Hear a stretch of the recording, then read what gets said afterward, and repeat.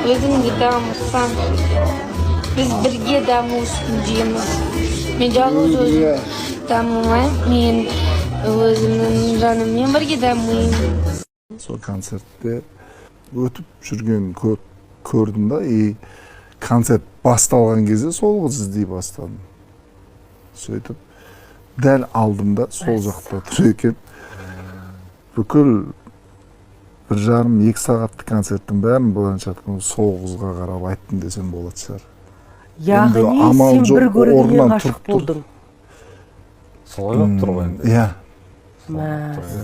Енді Ол қыз байқады оны. Байқап тұрды. Сөйтіп, сол концерттен кейін мен дереу жаңағы Инстаграмға кіріп, мені белгіледі ме екен деген сияқты қарап тауып алдым. Белгілепті, е? Иә, белгілеп. Сторисқа.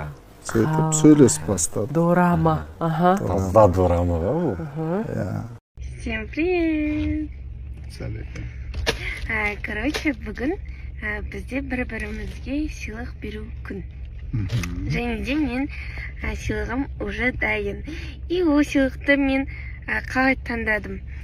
Бізді көбіне Маша и Медведьке ұқсатады. За этого у меня подарок шапочка медвежонок.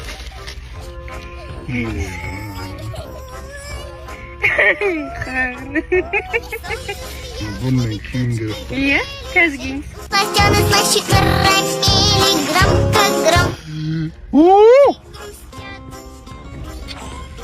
Қалай мұны? Точно ма? Иә, екеуі медвежонок.